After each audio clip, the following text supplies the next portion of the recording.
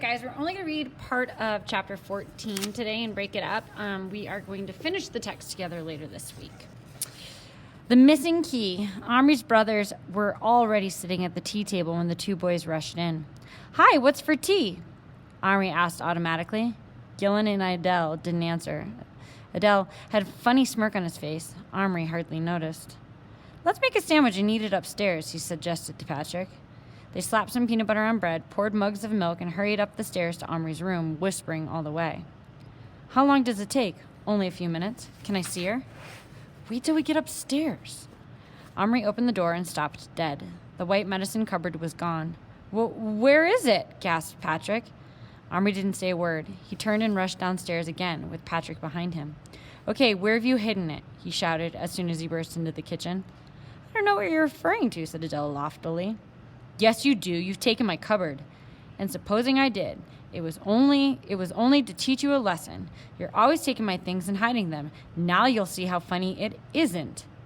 "When did I last take anything of yours? Tell me one thing in the last month." "My football shorts," said Adele promptly. "I never touched your stupid shorts. I already swore I hadn't.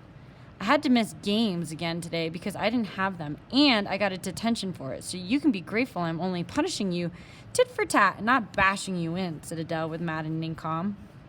Omri felt so furious, he even wondered, for a moment, whether it was worth bashing Adele in. But Adele was enormous, and it was hopeless. So after gazing at him for another moment with hate-filled eyes, Omri turned and dashed upstairs again, almost falling over Patrick on the way. "What do you do?" "Look for it, of course." He was turning Adele's room upside down like a madman when Adele, slowly mounting the stairs in the direction of his homework, heard the racket and came running.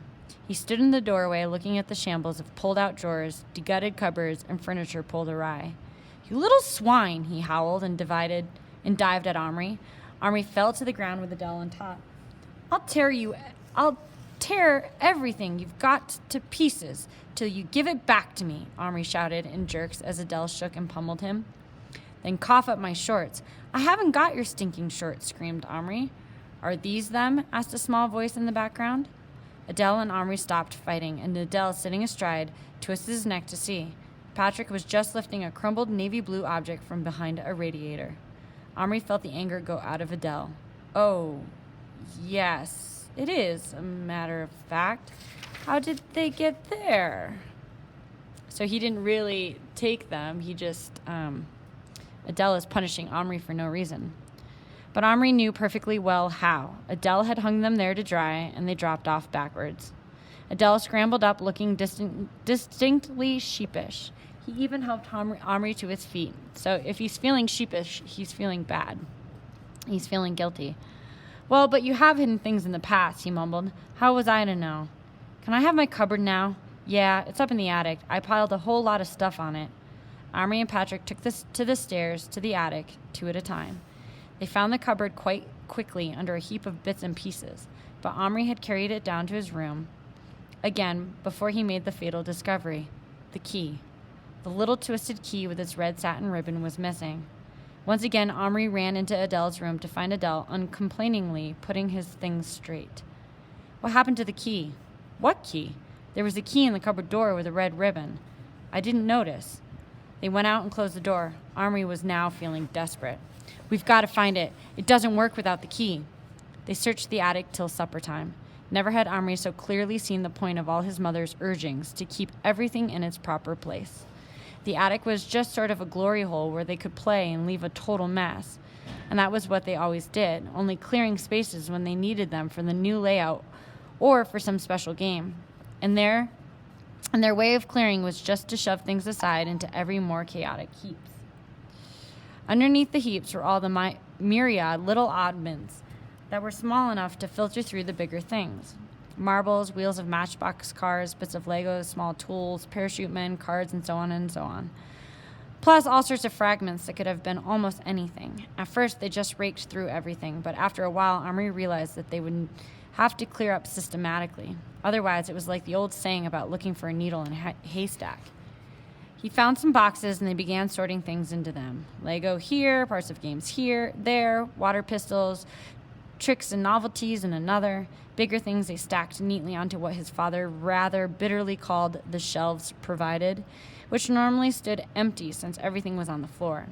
It was an amazingly short time the floor was clear except for a few odd things they hadn't found homes for, and a great deal of mud, dust, and sand. "Where did all this come from?" asked Patrick. "Oh, Gillen brought up boxes of it from the garden to make a desert scene," said Omri. "Months ago. We might as well sweep it up." He looked around. Despite his anxiety about the key, he felt a certain pride. The room looked entirely different. There was real playing space now. So it's kind of interesting how throughout the story, he is learning all the lessons that his mom keeps trying to tell him, like cleaning his room or taking care of his things or being responsible or not goofing around in school. He's slowly learning all these lessons. He went downstairs and fetched a broom, a dustpan, and a soft brush. "We'll have to do this carefully," he said. "It'd be terrible if we threw it away with the sand." "We could sieve it," suggested Patrick. "That's a good idea, in the garden." They carried the sand out in a cardboard box, and Omri borrowed his father's large garden sieve. A sieve is like a screen, like if you went like gold mining, that you would push the small parts through and the big stuff would stay on top. Omri held it, and Patrick spooned in the sand and earth with a trowel. Several small treasures came to light, such as a 10-pence piece, but no key. Omri was in despair. He and Patrick sat down on the lawn under a tree, and Omri took the two little men out of his pocket. "Where woman?" Little Bear asked instantly. "Never mind the woman. Where's the victuals?" asked the ever-hungry Boone grumpily. Omri and Patrick fed them some more chocolate, and with deep sense of misery, Omri produced the plastic Indian woman from his pocket. Little Bear stopped chewing his chocolate the moment he saw her and gazed in rapture. It was obvious he was half in love with her already. He reached out a hand and tenderly touched her plastic hair. "Make real now," he breathed. "I can't," said Omri. "Why can't?" asked Little Bear sharply. "The magic's gone." Now Boone stopped eating too, and he and Little Bear exchanged a frightened look. "You mean you can't send us back?"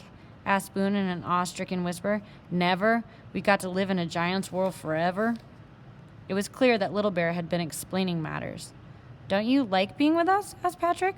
"Well, I wouldn't want to hurt your feelings none," said Boone, "but just think how you'd feel if I was as big as you were to me." "Little Bear?" asked Omri. Little Bear dragged his eyes away from the plastic figure and fixed them, like little bright crumbs of black glass, on Omri. "Omri good," he pronounced at last. "But Little Bear Indian brave, Indian chief.